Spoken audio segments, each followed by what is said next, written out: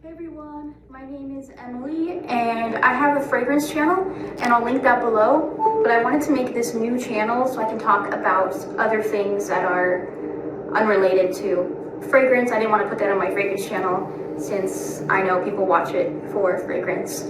So this channel will be just like a bunch of different things, and for this video I'm going to talk about different cosmetic procedures and things I've gotten done for my skin, things I've used, just different things that I've done to my face, my body, what's worked, what's not worked, and a lot of them have not worked. So that's kind of one of the reasons I wanted to talk about things that don't work, so you don't, or they might work for you, but I'll tell you like my experience. So I guess I'll start from the beginning. So in my early 20s, I think the first thing I ever did was lip filler. And I actually didn't like it. I felt like it looked kind of like artificial, and I never got it done again. I got it, I think it was a really long time. I feel like it was probably like 2018 or something, so a long time. I haven't gotten it done since then. I do have thin lips, as you can see, since I don't have any filler in there. And so when I originally got it, I was like, oh, I want some bigger lips, but I just didn't like how it looked. And it wasn't I don't think it was like the doctor or anything. Like she was a good doctor. Like she was really highly rated. She was, like in one of like the fanciest places in town. So I just didn't like how it looked on me. It just felt unnatural.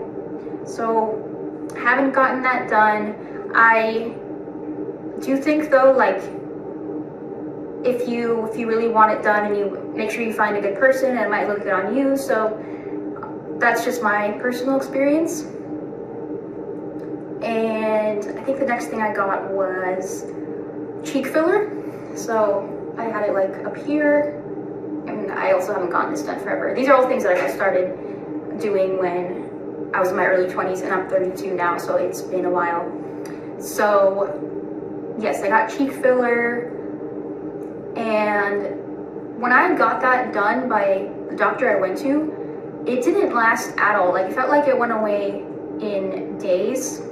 So I ended up going to a different doctor, and that doctor, it lasted for like a really long time. I think I used a different filler. I think the first doctor I went to, she used like hyaluronic acid in like up here, which I don't even think you're supposed to use here. Like hyaluronic acid is usually for your lips, or sometimes people use it like in under eyes. And so it did not stay on my cheeks. But when I went to the other doctor, it did, and I liked it. And I'm trying to think of how long that lasted. Well, okay, so the second doctor, like I was saying, the one that worked was, I think it was Sculptra. So Sculptra is cool because it actually builds your own collagen. So over time, it actually gets like bigger. So you kind of see it, and instead of like hyaluronic acid, which is kind of like water kind of texture, that like the Sculptra is, like hardened, and it's building your own collagen. So it lasts better, and you see the results. So I liked that, and I've gotten that, I think, maybe 3 or 4 times. I haven't gotten it in a long time, probably a few years, so I'd be due for that. What else have I gotten done? Botox. Botox is my favorite. If I were to get rid of like everything I've done, like if I take away everything I've done and picked one thing, it would be Botox. Botox, I feel, really works.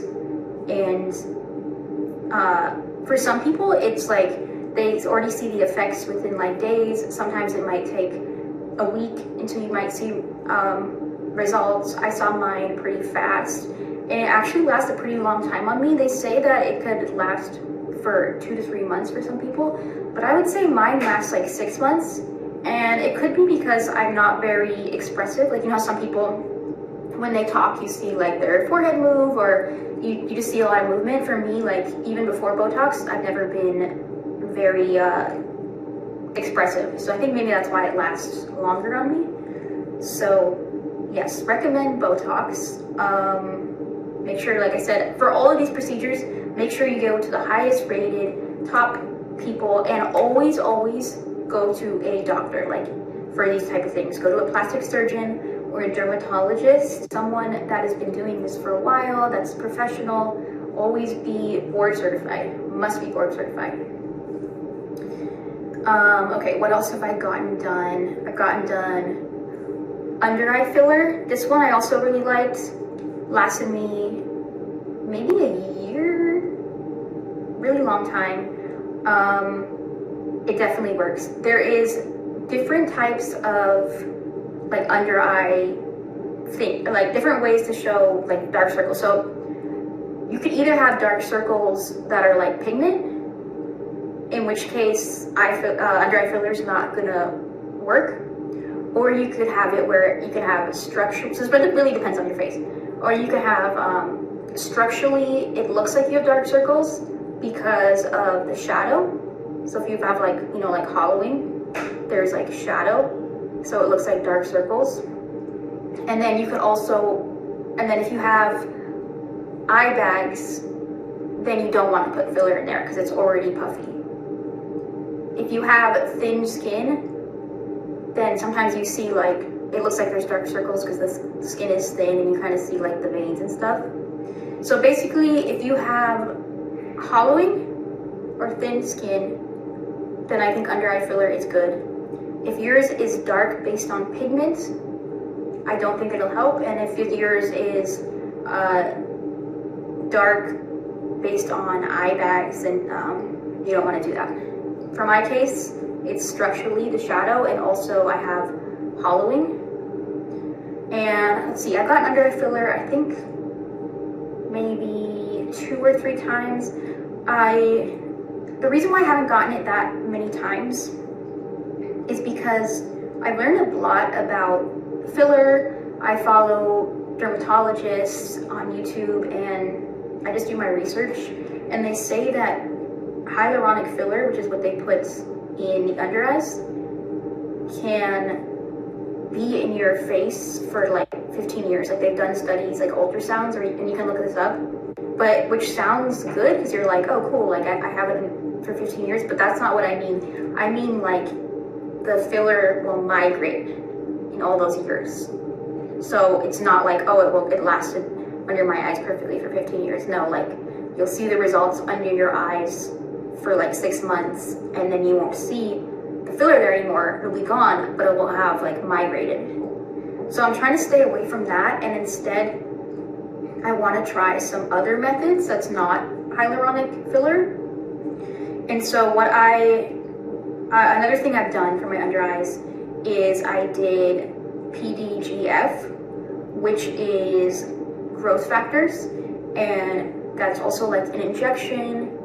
I didn't see that much results, so I wasn't really a fan of it. PDGF is very controversial because technically it's not FDA approved for aesthetic use, but it was used for like medical purposes, not aesthetic purposes. So technically, if you're getting it done, it is off-label. So that's something to think about.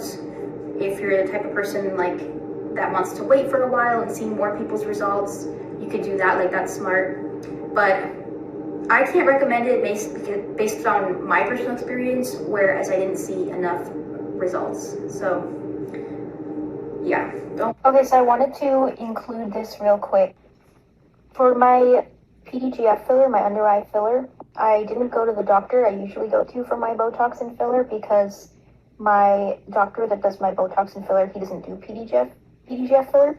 So I went to a different injector, and I wanted to include the story because I thought it was kind of like messed up. Like, so after she did my under eye PDGF filler, she was telling me that I need to get chin filler, that my chin is like weak, it's recessed, and that I just need to get chin filler. And I kind of thought it was like rude because I didn't ask her about getting chin filler at all. Like I went in there for my under eyes, that's all I told her about, that's all I asked for. And it kind of made me like insecure of my chin that she like brought up the flaws on my chin, like that she brought up, like, you know, saying that it's like I need it done, like I need to fix my chin, because I wasn't insecure about my chin before. I never even like noticed it. And I just feel like it's wrong to bring up like flaws that your patient didn't ask for. Like it, I mean, it's like the same thing as like, let's say you go in for a consultation to get a boob job, and your doctor says, well, you also need a nose job. You know what I mean? That's wrong. Should not bring up other flaws. They should not say, well, you also need this, or you have this problem, or blah, blah, blah. So, yeah, I just thought it was kind of rude. Made me insecure. It was a little bit, like, hurtful, because I, you know, like I said, I didn't realize it, and I haven't been back since. And I just don't think you should go to anyone that points out other flaws that you never asked for, that you never cared about, that you never noticed. Like, I come in for eye filler, give me eye filler, don't tell me, well, you have all these other problems you have to fix. You know what I mean? So, yeah, just wanted to include that real quick. I recommend that one. I do plan to try PRP or PRF or PRFM. And that is basically they take your blood, they spin it up in a machine, and they inject it here. And what's supposed to happen is from your blood has like stem cells. So it's supposed to kind of like stimulate like your under eye area, like the collagen from the blood. I think PRF is when they make it into kind of a gel called Easy Gel. PRP, it's where it's not a gel, just kind of like the blood with the stem cells. So I do want to try that. I'll make a video if I try that. But yeah, that's like a more natural like way of doing it, since it's your own blood, instead of doing like hyaluronic acid, which might migrate. This won't migrate. So that's something that I've been wanting to try. But basically, some people, they are very stiff here, and so like it may be because they like grind their teeth at night or clench. Some people like, you know, do that naturally, or it could be like you chew really hard, and so like this area like grows. So mine was like very, very square. So I had Botox there because I wanted it to get like not as square, kind of slim out and look more feminine. And my face is still square, even from that. And so I've gotten that a few times. So that didn't work for me. It does work for a lot of people. The downside is that it might make your face look more gaunt, because since it's like, what it's doing is it's paralyzing the muscle here so that it slims down. So it might make you more gaunt, and if it's a lot in here, it might start hollowing this area. And I feel like it did that with like this cheek. You can kind of see how it's like more hollowed than this side. So I don't recommend that. I think that's it for filler and Botox. So I'm going to talk about other like skin treatments. So I've had chemical peels. Not very often. I think I've only done that a couple times. Once again, it's been forever, it's been years. So honestly, I don't really remember it that much, but chemical peels, they put on your face and it kind of like sheds the top layer of your skin. So it could help with like dark spots, acne scars, that kind of thing. It's not as intense as lasers. So if you do have like really dark, like if you have a lot of pigmentation, dark spots, like it might not work, because it does help like lighten the dark spots for a lot of people, but also like if yours are really dark or like you have scars, it might not work. I do have some dark spots on my face. You can kind of see I have something right here. So I have that red light mask. So I have a red light mask, and it was expensive. I had to save up, and I waited for it to go on sale, because it's like so expensive, these masks. I mean, some of these masks are $400, sometimes more.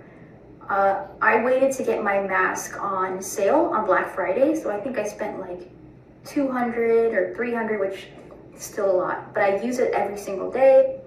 And there's a lot of studies and science about all the things a red light mask can do, and I really like it. It's like infrared, so there's like these wavelengths, and it helps a lot with acne, scarring, dark spot skin. And I've had that for a few years, and it is slow progress. You have to be consistent, which is why I use it every day now. I wasn't using it every day before, so I'm doing that now.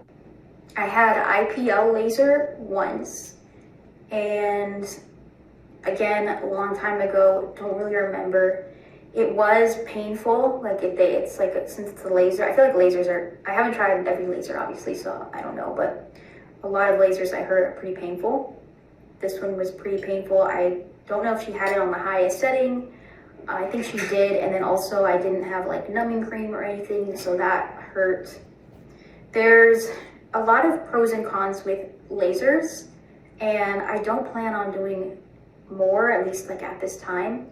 And the reason for that is because there's been, if your laser is done like incorrectly, like the person doing your laser is done incorrectly, like you can get bad scarring, you can get facial fat loss, and you don't want that. So I don't want to use a laser that has heat, because the part that can give you fat loss is if it's like extreme heat and it's like done aggressively.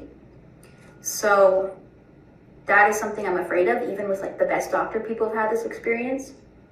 At the same time, a lot of people have had amazing experiences. I've seen lots of amazing results from like looking at my research, and it's helped like a lot of people with like their acne scars and just like different things like that. So like it really just depends on who's doing it, and like I said, make sure they're like a professional, a doctor, like just know what they're doing. So yeah, that's lasers. I had the vampire facial, which is microneedling. So they microneedle their face, or your face. So it's a bunch of like needles. It kind of feels like a tattoo. So what it does is it's doing like micro injuries to your face, which sounds bad, but it's, the point is for it to do like these micro injuries, and your skin, because of that, builds more collagen and heals it faster. So, and then it's called vampire facial, the one I got, because they take your blood, spin it up, just like PRP. They take your blood, they spin it up, and then they put it on your face, you know, because of the stem cells, stuff like that. It was pretty painful. Don't know if I would say it's worth it.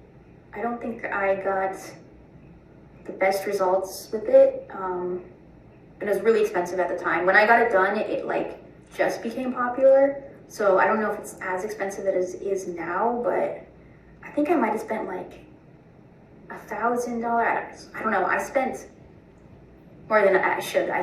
It was a lot. Yeah, I kind of regret that one because it was just more money. Like, I wish I had better results for that kind of money. I think that's it for my face. I guess I'll talk about body. So I've only done one thing for my body, and that was called M-Sculpt. And what that is they take like, there's this machine, and they put it like on your abs, and it's supposed to be like doing there's a bunch of contractions. So it's supposed to be kind of like doing like sit-ups kind of thing, but it's like contracting you. And it's supposed to give you like toned, like either abs or just make you look more toned, because it's basically just working the muscle repeatedly. And I think they said it's like the equivalent to like 1,000 times or something like crazy. Some people have had pain with that because like it's basically, like I said, basically the same thing as doing like 1,000 sit-ups or whatever. I actually didn't, and I did a few rounds, but another one that didn't work for me, but I think that's just a me problem because I have like gastro issues and I get bloating, and so that might just be a me problem. It was also expensive, so I got it on sale, and I got it as a package deal, so I did 3 different sessions. So yeah, that didn't work on me. Okay, so now I'm gonna talk about things that I want to get. So I already talked about PRP and PRF, the blood one under the eyes, so I haven't gotten that. That's one I want to get. I've heard of Regeron. So Regeron is salmon sperm. I know that sounds crazy, salmon sperm. And they inject it into your face, and it's supposed to give you kind of a glow. It's also supposed to help increase collagen. And they do this in Korea and in England. In the US, it is not legal to inject, so I haven't gotten injected. I live in Los Angeles, and there are places that do it, but I don't want to do it here because, like, I don't want to go to a doctor that's willing to risk their medical license to do something illegal, you know? So that's something I would want to get done in Korea or England or somewhere where it's legal. It's mixed on the reviews for this. There's some people that had really good experiences, and they're like, I get this like glow in my face. Other people said they didn't. I've also heard that it's painful, and they have a few different kinds. They have just regular Regeron, which is just like the